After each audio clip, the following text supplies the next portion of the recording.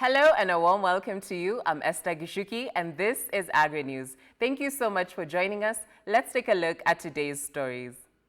Low productivity, dilapidated infrastructure, and poor governance in cooperatives have been termed as some of the challenges that coffee farmers are facing in most parts of the country. The issues emerged during a stakeholders forum that brought together county government officials, the Kenya Coffee Platform, and the Coffee Subsector Implementation Committee. The committee had mainly sat down to discuss policies to govern the disbursement and recovery of 3 billion Kenyan shillings from a revolving cherry fund.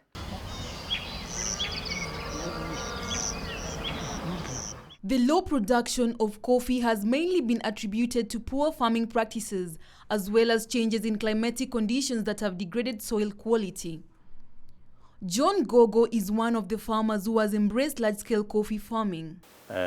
Challenge kubwa ambayo umeiona mwaka jana, mwaka huu kumekuwa na ukame kwa Uasin Gishu ambayo ilifanya kahawa karibu nyingi ikawilt, jinsi mnavyoona vile imeanza kukua sasa, lakini ni kwa sababu ya mvua haikuwa ya kutosha. Alafu kwa kahawa ina pesa na pia ina kazi pia. Wakati ya kufuna inahitaji watu wengi wa kufuna, kufanya pulping na hata kukausha. Lakini kahawa ni nzuri, isipokuwa jinsi nilivyosema, nimeona bei imeanza kushuka. Another factor that has also contributed to the low production of coffee beans is the fact that farmers have not understood fully the regulations safeguarding coffee farming and production. Lakini ningehimiza wakulima waweze kupanda kahawa, kwa sababu sisi tukiwa eneo hii tumekuwa tukipanda mahindi, na mahindi huwa inatupatia kama ni faida ni 20,000 ama 10,000. Kwa hivyo kahawa hata ngawa bei imeanguka, pia ingali kuna pesa, kwa sababu ukitengeneza kahawa vizuri hauwezi kosa 1,300. Kwa hivyo ni kitu ambaye naweza kujifunia kwamba ni kitu nzuri. Currently, the production per coffee bush is 2 kilograms, while farmers have the potential to produce up to 30 kilograms per bush. Reporting for Farmers TV, I'm Valentine Atieno. A study commissioned by Roots to Food Initiative, a local lobby funded by the German NGO Heinrich Böll, purports that a third of all active ingredients in pesticides sold in Kenya are banned in Europe because they can cause cancer, mental illnesses, and other problems, including death. The study shows 24 products used by Kenyan farmers are classified as carcinogenic, meaning they can cause cancer, while 24 others are mutagenic, meaning they can cause damaging genetic changes.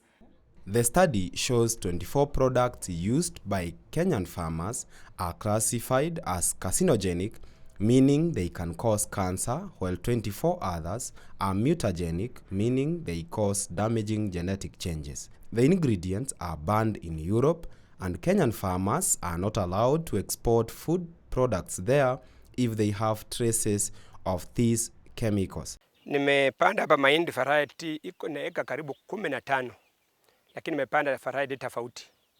Nimepanda 6213, nimepanda Sichenda, alafu nimepanda Tembo. Hiyo mahindi yote nimepanda kwa ajili ya chakula ya ng'ombe. Kwa eka 15. Nimepanda iwe chakula ya ng'ombe. Kwa maana nimeona ng'ombe zimehangaika, tumekuwa na kiangazi hapa katikati, ng'ombe zikahangaika sana. Sasa nimedecide nipande kwa chakula ya ng'ombe, nitakati ikuwe imeanza kutoa niuzie watu. Mifuko 18 ya DAP kupanda. 18 yenye nimetumia hapa. Ninunua bale, karibu bale ya mahindi ilikuwa karibu bale 12 hivi. Bale ya mahindi yote yenye nimepanda hapa. Some of the active ingredients listed in the 34-page report titled Pesticides in Kenya: Why Our Health, Environment and Food Security Are at Stake included permethrin, carbofuran, acephate, carbendazim, omethoate and triclophon among others. Changamoto tunapata kubwa, tuko na wadudu wanaingia kwa mahindi, wanatusumbua sana. Tujapata hiyo dawa ya kupuliza ikuwa imepata. Inasumbua sana watutu.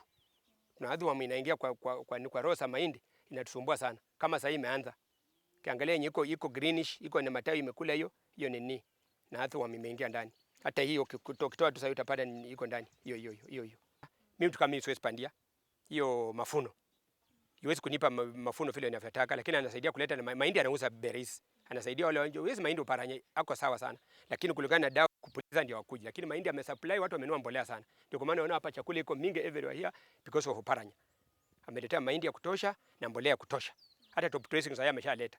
Lakini watu wengine tumetegemea tu DAP na CN ile cha pameli. Alafu neno la pili, hii mbolea inakuja cereal ya DAP na ni DAP na ni wana CN. Wangeweka Bungoma peke yake. Umejua sasa hapa tukitaka hiyo mbolea lazima tuende Bungoma au twende Kakamega, Butere. Unakimbia almost kilomita 50 ndio ufike kwa mbolea. Lakini wakileta hapa karibu watu huku njaa itakuwa. Na tunaomba serikali pia tukilima hivi mahindi sishuke bei sana vile inashuka hivyo. Angalia sasa hii mahindi walinunua, serikali inunua mahindi kwa shilingi 2,000. Sasa wanauza 3,600-800. You see? Sasa mkulima ndiye anapata hasara sana. Na serikali ipata hasara. Reporting for Farmers TV, I'm Paul Kangethe. A row is simmering between Mombasa health officials and the Kenya Bureau of Standards after a shipment of 23,000 metric tons of ginger were declared unfit for human consumption. Health officials had in early August ruled that the consignment from Vietnam should be destroyed after a certificate of analysis from the government chemist returned a sounding disqualification of goods. In a strange twist last week, the consignment was allowed to leave the port after the Kenya Bureau of Standards gave it a clean bill of health. The Kenya Bureau of Standards has been accused of releasing close to 23,000 metric tons of ginger that had been declared unfit for human consumption. Health officials at Mombasa Port had recommended that the consignment be destroyed after it was found to contain high moisture content with a stench smell, implying the goods were rotten. The consignment that had been shipped from Vietnam was, however, allowed into the market despite the fact that a certificate of analysis from the government chemist returned a resounding disqualification of the goods. In a letter dated August 15, 2019, Mombasa Port Public Officer Jaji Komo revealed that the ginger was not only found dirty but was also moldy, rotten, and was emitting a pungent smell upon physical examination. KEB's manager for port operation, Saleri Musa, however, dismissed the content of the letter, saying the public health officer had no jurisdiction to intervene on raw materials imported by EPZ. The importer Fair Oil EPZ said Kenya Revenue Authority released its goods after the consignment was given a clean bill of health by KEBS. Reporting for Farmers TV, I'm Millicent Alango. At a time when overproduction and a shrinking market have taken a toll on earnings in Kenya, farmers have found a lifeline in adding value to their harvested produce that is not only increasing the produce's shelf life, but also more than tripling earnings. Kenyan farmers have traditionally been obsessed with certain crops, which has worked against them, as evidenced in market oversupply. Farmers would produce the same crop at the same time, which would be harvested at the same time and taken to the same market, yielding low prices. Such has been the case with the high-yielding tissue culture banana farmers who have traditionally counted losses after the market bust due to an oversupply. To find out the importance of adding value to agricultural produce, our reporter Susan Mwangi speaks with Dr. Evelyn Okoth, a lecturer with the Jomo Kenyatta University of Agriculture and Technology, who enlightens us on the various value addition processes. With a surplus in farm production and shrinking markets taking a toll on agricultural earnings in Kenya, farmers have found a lifeline in adding value to their harvested produce. Value addition is not only increasing the produce shelf life, but is more than tripling farm earnings. Dr. Evelyn Okoth is a lecturer with the Jomo Kenyatta University of Agriculture, Science and Technology. She enlightens us on the benefits of value addition. The farmer must start with a good product. So where does he start adding value of his product? From the farm, using the right seedlings, using the right manure, using the right inputs, so that he has the right product of quality and quantity, you know. Then once it comes now to the processors, he can sell that product at a good price. And then the processors now can process that product to high quality products, to a variety of products. So there is that gain economically by selling that quality product. Once the product is added value to various products, so we have a diversification of that one product. For example, I have a fruit, then now I'll have different products. I can have wine out of it, jam out of it. So you provide now the market with a variety of products. Evelyn advises that a farmer does not require sophisticated machinery for them to add value to their produce. They can start small with very little innovation and machinery. It is a discipline of the processor, whether you are a single doing it in your kitchen or in your farm, or a multinational, that you process your products using the laid down rules and regulations and using the right ingredients to produce the right product. And what is the right product? The product which is in good amount, it has the nutritional value it is supposed to have, and it is safe for the consumers. Though farmers tend to earn a lot from adding value to their farm produce, Dr. Evelyn warns that sometimes the venture faces risks which farmers need to be aware of. More than the risks, but yes, the risks could arise. For example, if we have a processor who is intending to process the product and the farmers or the producers don't produce enough. So you find either it's producing under capacity and sometimes could also go out of business, especially if the farmers are relying on the rain, for example, and the rain fails. What happens? The processor doesn't have the raw materials. We could also look at it in such a way that if the processor is not using the right procedures, we've seen all sorts of ingredients coming into our products. If they are using the wrong procedures, the wrong ingredients, what do they end up with? With the wrong product in the market, whether for local consumption or for international market, then the consumers are given the wrong product.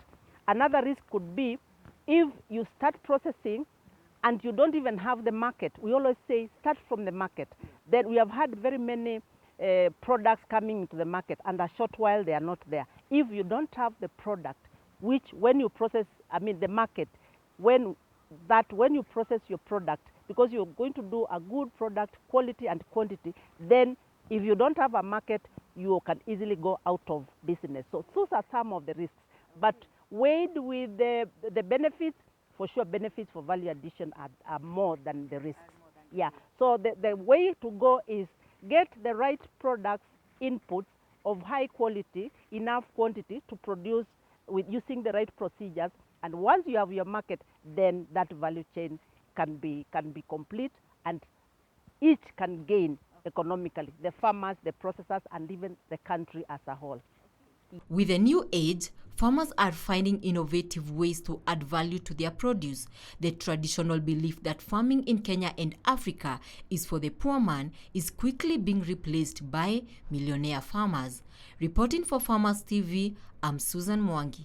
Up next is a roundup of agricultural stories that have been trending in other parts of the world. Italy has been struck by bad weather once again this season, where the fruit cultivation in the regions Bolzano and Merano were hit. 2019 will go down in history as a record year as far as weather conditions are concerned. It is possible that the EU harvest estimate figures for Italy will have to be adjusted down. During Prognos Fruit, it was announced that there was a lot more hail damage this year compared to last year, and there are a lot of little fruits. This will influence sales. Measurements taken during the downpour in Bolzano showed that in less than 20 minutes, 27 millimeters of rain per square meter was dumped in the city, as well as rainfall. Widespread hailstorms with storms up to 2 centimeters were registered. The storm was paired with very strong gusts of wind with a maximum speed of almost 75 kilometers per hour.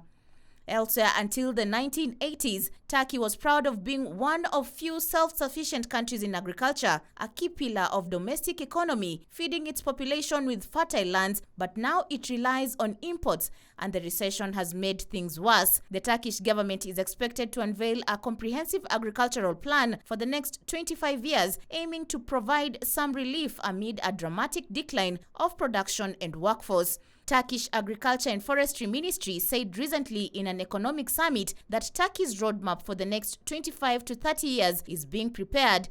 adding that the plan will be unveiled soon without giving a precise date amid growing concerns from the sector. The minister emphasized that agriculture is as important as the defense sector, and the country should create a vision for solving structural problems in agriculture. According to experts, the strong growth Turkey enjoyed last decade before a recession at the end of 2018 following a currency meltdown had a serious impact on the country's agricultural production because the growth was based largely on consumer spending and infrastructure projects. This has led to a massive population shift, with 2 million people leaving their agricultural jobs to move to urban areas. The share of the workforce employed in farming has almost been halved to 15%, and massive arable lands have been taken out of cultivation. Lastly, microorganisms and parasites were only rarely detected in seafood products imported to Norway from third world countries in 2018, according to a news report. The document summarizes an ongoing monitoring program from Veterinary Border Control on seafood products imported to Norway from countries outside the European Union and the European Economic Area in 2018. The Institute of Marine Research carried out analytical work on behalf of the Norwegian Food Safety Authority and personnel at Norwegian border inspection posts. A total of 122 samples from Matilsynet collected at BIPs were examined for microorganisms, parasites, and undesirable chemical substances. Microbiological analyses were performed on 104 samples. On today's segment of Sauti ya Mkulima, we focus on challenges that coffee farmers in Uasin Gishu County face. Kuna challenges nyingi. Kuna moja, wakati nilipanda mazao ya kwanza sikuwa nimepewa namba ya kusupply kahawa.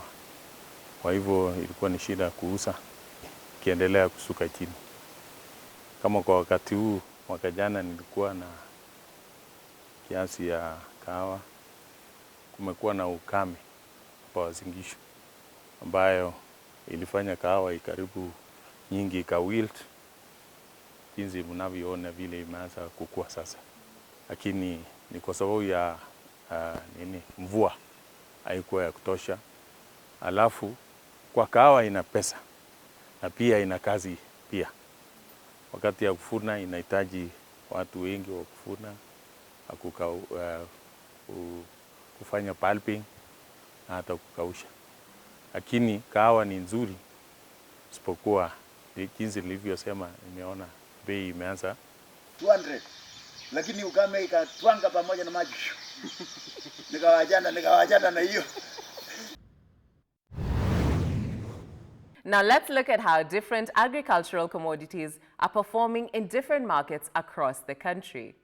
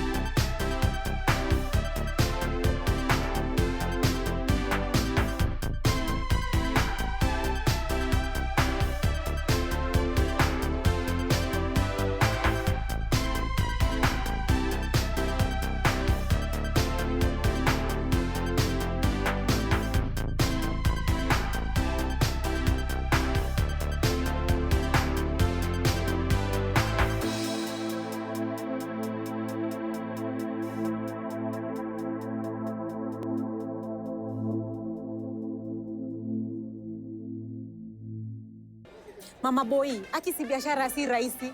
Wacha si tukae tu hapa na stress. Ati stress? Sijakwambia next week nafungua kiosk. Hey, Jumina, weka. Need to save? Weka na KCB M-Pesa. Save money easily on your phone at over 6% interest rate. Go to the M-Pesa menu, loans and savings, select KCB M-Pesa and start saving now. The more you save, the more you can borrow. Weka, KCB M-Pesa. That's all we had for you today on Agri News.